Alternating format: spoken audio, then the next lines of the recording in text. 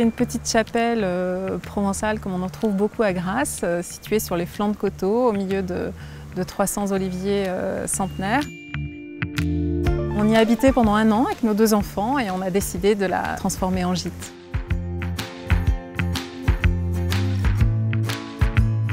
Ça a été un énorme coup de cœur pour cette chapelle, même si elle était dans un triste état. Il y avait une jolie lumière, une atmosphère particulière qui se dégageait de cet endroit.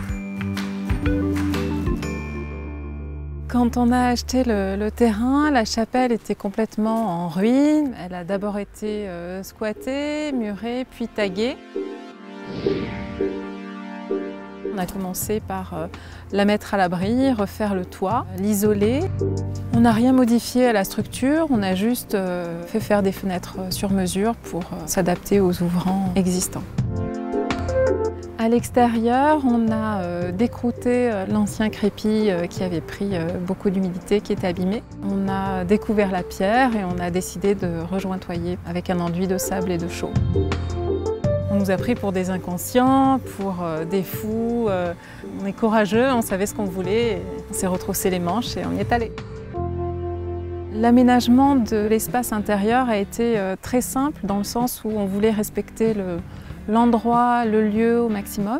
On a installé une cuisine de la façon la plus discrète possible.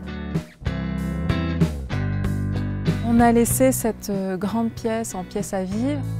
On a gardé cette hauteur sous plafond, on a simplement ajouté une mezzanine au-dessus de la porte d'entrée, à l'endroit où on trouve les mezzanines dans les chapelles habituellement.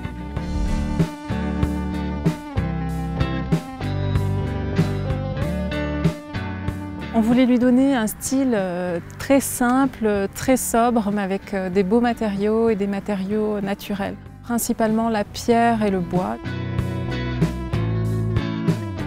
On s'y sent bien dans cette chapelle parce que c'est un petit endroit hors du temps, très paisible et reposant.